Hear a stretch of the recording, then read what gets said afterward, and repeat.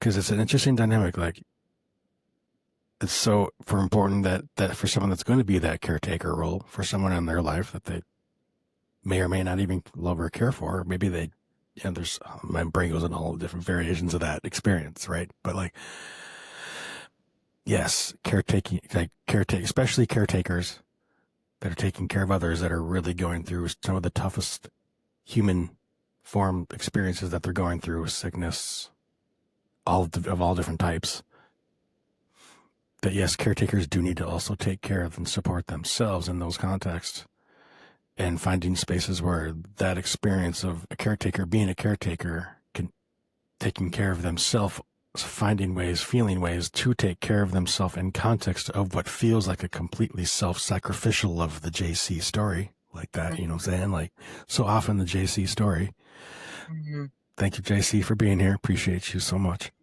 Maybe that's why Is it that came through. Yeah, the I've self-sacrifice. resisted, I've resisted that story so much in my life around because I'm tired of falling on the cross, or falling on the sword, putting myself on the cross for others. And it's a very, it can start to feel like there's many moments in my life I've done that. I tend to draw a step towards caretaker type situations or taker type roles. And I've rejected the JC story to such a degree that I'm like, fuck no, I'm not going to do the self-sacrificial Jesus experience. But that's only the experience of Jesus that I noticed is one of the ones that is played out is in the versions of Christianity that I was raised in, and noticing that, holy shit, there's this whole other version of the Jesus Christ energy that is not in that space, that is more interdependent. That actually Yes. is not even, it's funny to even say more interdependent. That just is interdependence. And even to say interdependence, as I say that, it just is. There's just an is, that is that story that is, doesn't involve any of the noise of the versions of the energy of the JC. Yes, because he did Yeah. actually try to teach others that it was important for self-love, that the power is within us, that God is within us, that, you know, to lean on the power of love.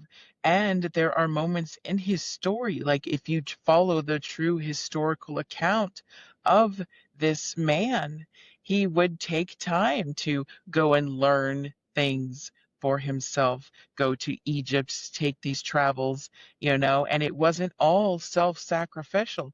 He even had his own passions and his own loves, and and if in this context of even Mary Magdalene, he still even was human in the fact of, well, a human in as we perceive him to potentially be. Maybe he could be something else, we never know until, but the point being is he still had the human need for connection and for love, and also to take care of himself as well, and to follow what was true to his heart.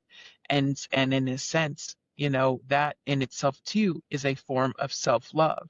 It wasn't all self-sacrifice. He didn't all do all this self-sacrifice for all the sinners of the world, as we've been taught. He was There's a trying to stigma show about that. people, yeah, the Yeah. stigma, yeah, and it was like, That died for our sin, died for us type. I was thinking about that. Like yeah, maybe he died with us. Died with yes. us. Not for us, with us. And for those that disagree, follow your discernment, trust yourself. But this is just a little nudge